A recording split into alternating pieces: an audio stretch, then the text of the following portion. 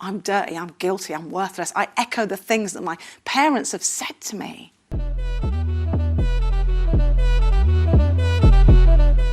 Hey, there's 4 stories we're all telling each other all the time. The first story is a story you don't mind people knowing about yourself. I'm Jaz, I'm from Milton Keynes, I've got 3 kids. I've been lying about my age for years. Started when I was 28, because if you tell people you're 30, it ends in a 0, you get better presents. But that backfired a bit, because I had to have a couple of 30th. But it was great. But around about 34, I started telling people I was 40, which was fantastic, because people would look at me and go, wow, 40, and then look at their friend and go, well, she looks good. And I'm like, thank you, because I was only 34. And then I started saying I was 50, and then it got to a point where I was saying I was 50, and people were going, oh, okay. I'm like, oh my gosh, now I look 50. So then I took it up to 60. So I've had a 70th and an 80th. The 80th was great. I was on the floor throwing some shapes. It was really good. I'm planning a 90th birthday. And then I think I'm going to do a 100th and then a funeral. I think I'll do it all while I'm alive, because if people are going to be saying nice things, I want to be in the room. That's a story that I tell about myself. We're all telling different stories. The stories that other people tell about us, we think we can control, but we don't have any control. Who grew up with brothers and sisters? Who's got siblings? Yeah, they lie, right? They all lie. Who's got children now? Lives with children, had them, fostered them, came out your vagina, whatever. What story are those children going to tell about your parenting? Yeah, exactly. It makes a little bit of sick come up. I'm dreading my 3 kids writing a book, especially if they all get together. That'd be hideous.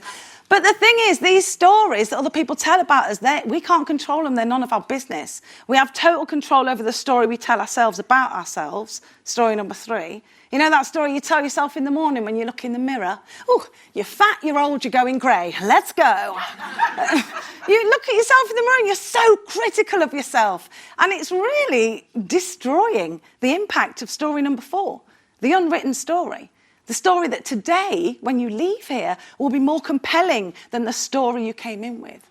So what does it look like for you? What is your story? What story are you telling? First time I was flown to the US to speak, I'm in a massive auditorium. It's all suits, senators, CEOs, and me, a street kid from Nottingham. I'm standing backstage and I'm breaking down a bit, because I'm like, I start feeling like I've got nothing of value to say. The guy who's backstage, he comes up, he's like, Jaz, are you okay? And I go, no, I can't do this. And he goes, oh, I didn't think you'd have imposter syndrome. To which I replied, it's not a syndrome if you're an actual imposter, okay? I'm telling you, I am not qualified for this. And he wasn't panicked at all. He just sort of sauntered off. And I realised my story about me, I'm not good enough. People like me don't do things like this. That story wasn't going to get me on stage.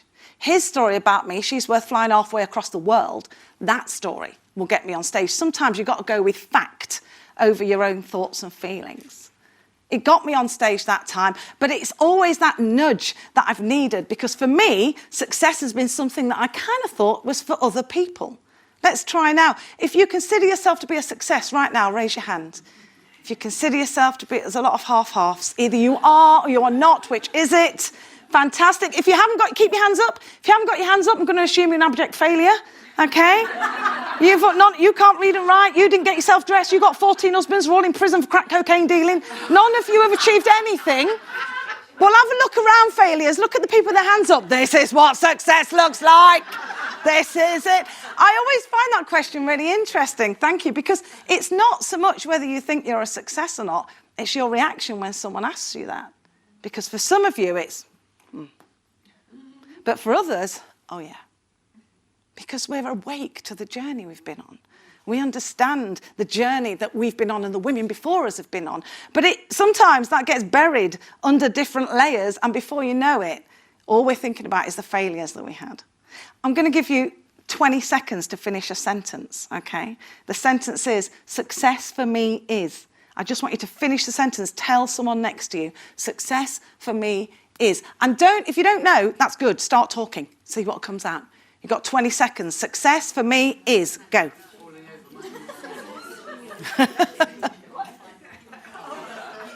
What's success for you? Oh, nice. Mine is peace. I've got ADHD. Anything where it's calm, success. Yeah. Okay. This is not a podcast. So just one sentence. Who talks about work? Anyone mention work? Who talks about work? Yeah, we measure success at work. That's easy. Who talks about not work? Anything outside of work? Some of the failures were lying. You have had success. Who talked about happiness? Who mentioned happiness in their success story? Yeah, that's drugs and cake. Put your hands down. Do we mean happiness or do we mean fulfillment, contentment? Yes, when you start thinking about it, suddenly you start listing all these things. I'm ADHD, so success for me is like finishing a task, you know? I am such a good starter. But success for me is actually getting to the end and feeling peace about it, because I actually feel that even little tasks, I can do big ones, no problem, but little ones, they just elude me sometimes. And what I've found is the secret to this is just doing tiny incremental things by being 10% braver. Now, for some people, being 10% braver is raising their hand in a meeting, and we need to encourage and make space for that. For some people, being 10% braver is starting a revolution or starting a new business. For some people, being 10% braver is leaving that toxic relationship that you know is hurting you.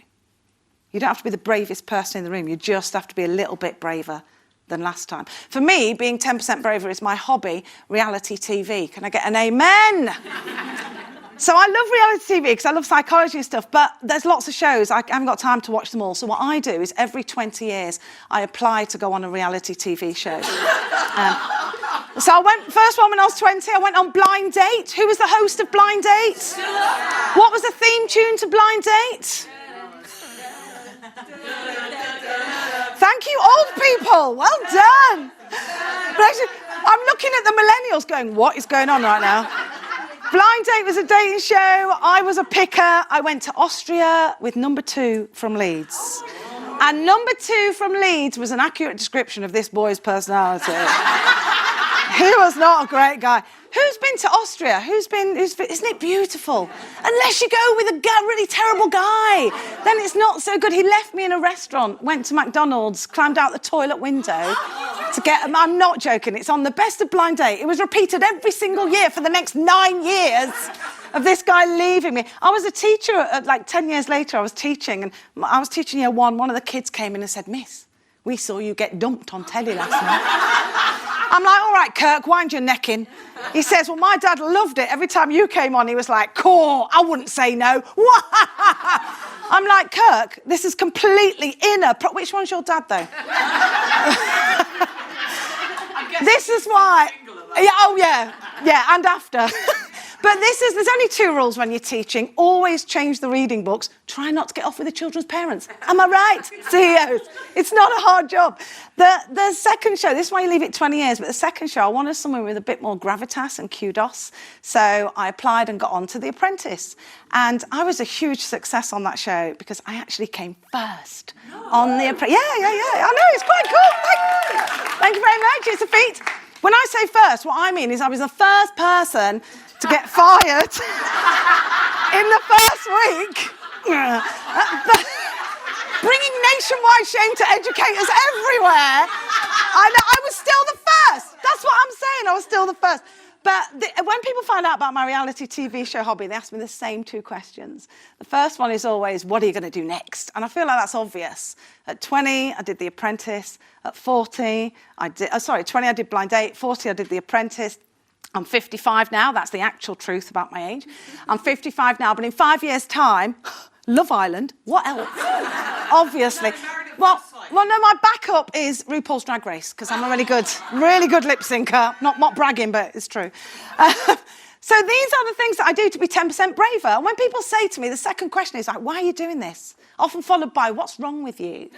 And I'm like, why aren't you doing it? Why aren't you living as if you've got nothing to prove and nothing to lose? Why aren't you living like a white man who went to Eton? Because that's what I'm doing. That's what I'm doing. So and the thing is, I was nurtured into that because I've been surrounded by fantastic women and men my whole life. When I say it sounds like a group of them, it's really 5. And my book that I wrote is about those 5. It's called Because of You, This Is Me, because we stand on the shoulders of others. It was the stories that I captured in this book that nearly put me to, well, I went back into therapy twice writing it. It was 7.5 years. It was hard work because I wrote about the teachers that made a difference. My PE teacher in the 80s, you know, PE teachers in the 80s always had short hair and a maroon tracksuit, Gola trainers, and then a zip pocket where she kept her Benson and Edges. Do you remember? This is what they were like. She used to make us do cross-country on a council estate where there was no country to cross. And our PE kit with these navy blue hip-hugging PE knickers. Do you remember those? Right up to your boobs. Do you remember us wearing them? Who remembers wearing those balloon? Yeah, you were spared. You were spared. Who do you think invented them? Who invented those PE knickers? Not a woman. Yes, that's right. So basically, we're teenagers in a pair of blue knickers, undercrackers, and we're sent to run around the streets of a very sort of under-resourced council estate. Obviously, she would come with us. You can't send kids off on their own. But she didn't run because she owned a car. So she had no need to run. What she did was just drive next to us very slowly. And when we slowed down, she'd wind the window down, all the smoke would come out. She'd be like, get a bloody move on, girls, it's nearly break. And then she'd drive off. And that was safeguarding in the 80s. That was good safeguarding, that was. So this is the woman that they choose at this seminal moment when I'm 11 years old. They choose her to talk about sex ed and periods to the girls. The boys are down the other end with Mr. Sampson having a great time with cucumbers and condoms. We're up here with the child-hating Mrs. Gautry. Right? Also, she has a lisp. We're 11. We haven't got a lot of compassion. Every time she says the word penis, we are on the floor. Right? We're not very mature. She starts talking. Who's had to explain sex ed to kids? Anyone had to do it? Is it worse to your own kids or someone else's kids? Or your adult partner? That's the worst one, having to explain it to a grown man. But the thing is, this woman was very passionate about it, and she started talking about it. None of us were listening. We didn't care. Halfway through, she did the only decent thing anyone could do. When the kids aren't listening, you just give up and put a video on. It's a well-known teaching technique. So she puts this cartoon video on. It's all seeds and tubes and eggs. I'm sat at the back with Rachel and Helen heckling. And then suddenly my throat gets tight. I start trying to clear my throat, and it won't clear. And then I feel my chest get tight. Now, I'm 11 years old, right? But I'm no fool. I'm actually quite clever. I know what's happening. I'm having a heart attack. That's what's happening. But I think you can catch a heart attack like a cold, so I start looking around. Who's having a heart attack in here? Who's giving me a heart attack? Doesn't seem like anyone else is having one. And then I realise it's not my heart, it's the video. As I watch this cartoon video about seeds and tubes and eggs, I realised that what my stepdad had been forcing me to do for the past 6 years since I was 5 is how women get pregnant. And I die in the gym. I die. Not outside, though, because what I've perfected is the mask. That I don't care, whatever you say, mask. But inside, finished. I know I can't stay in the changing room, so I run into the toilet, and as I'm being sick in the toilet and crying, all I can think of is, it's my fault. I'm dirty, I'm guilty, I'm worthless. I echo the things that my parents have said to me. Now, I know statistically there are women in this room who have experienced this or who know someone else who has, and I want to say to you right now, stay with me. This is what it looks like on the other side of healing. Pound shop Beyonce lookalike. I'm in the gym and I know I can't go back, so I leave school, I leave home, I leave my brothers and sisters, I'm the eldest of 6, and I spend the next 3 days on the streets just trying to stay away from adults. I meet a phenomenal guy called Jason outside a pub. He sees me, he does what my everyday heroes in the book do. He sees me and he makes me feel like I belong. He gets me food, he finds me somewhere to stay, and the next day he takes me shopping, which is how I come to be standing in a changing room, holding a dress. 11 years old. Only it's not a dress, it's lingerie. It's not appropriate for a young girl. And he's not a kind benefactor, he's a predator. Because if we don't own our stories, someone else will own it for us. In that changing room, though, something happens, and genuinely, I have got no explanation for it. I'm standing in the changing room holding the dress, and this one thought comes to mind. There is no way that Mrs. Cook would wear this outfit. Mrs. Cook was my teacher when I was in year 1, year 2. She always dressed in brown like a play school presenter. And she was really focused on the fact that when we were brave, amazing things happened. This is the impact of an incredible influencer or a great leader. It's what happens when they're no longer in the room. It's the stories they plant and embed in you that you go on to make grow. They're planting flowers in a garden they never get to see. Mrs. Cook has no idea that in that moment she saved my life. Because I dropped the dress, I ran out the change room into a police station. I did what I thought adults did in police stations. I slammed my hands on the counter and I said, I demand the right to remain silent. And I remember the guy behind the desk looking up going, yeah, all right. And I just and I don't know why it made me feel so relaxed. I'm like, oh, I'm blending, it's good. And I'm telling you this story, there's so much more. And I always make a point when I'm speaking of speaking from a position of healed scars, not open wounds. Because this isn't about me. That's the first rule of speaking. It's not about you. And the second rule is it's all about you. Because the whole point when we tell our stories, we are recounting our ancestry of getting together and sharing shortcuts so that people can go on a journey that is standing on our shoulders. Our whole existence, our point is to leave the planet better than we found it. Not as you'd like to find it, better.